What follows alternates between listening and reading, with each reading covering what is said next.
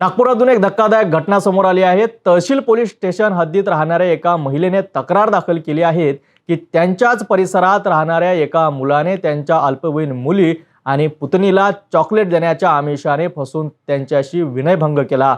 या प्रकरणी तहसील police ठाण्याअंतर्गत POCSO आणि बीएनएस कायद्याअंतर्गत आरोपीविरुद्ध गुन्हे दाखल करण्यात आले आहेत। पोलीस स्टेशन तहसील हद्दीमधील टिमकी या परिसरातील टोपऱ्याची विहीर या भागामध्ये राहणारी फिर्यादी महिला ती तिच्या अल्पवयीन 5 वर्षीय मुलीसोबत पुतणीसोबत आणि परिवारासह राहते। त्यांनी पोलिसांना येऊन तक्रार दिली की त्यांच्याच वस्तीत राहणारा आरोपी रमेश शेरू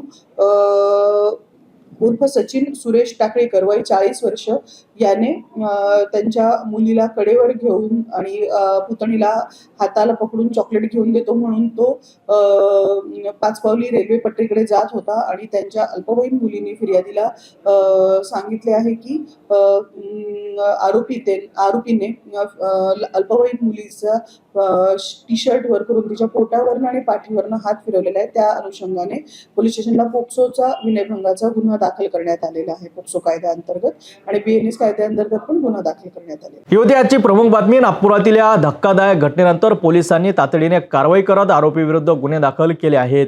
तहसील पोलीस ठाण्याच्या पोलीस निरीक्षक शुभांगी देशमुख यांनी दिलेल्या माहितीनुसार तपास सुरू आहेत। समाजात अशा घटनांना आळा घालण्यासाठी कठोर पावलं उचलण्याची अत्यंत आवश्यक आहेत।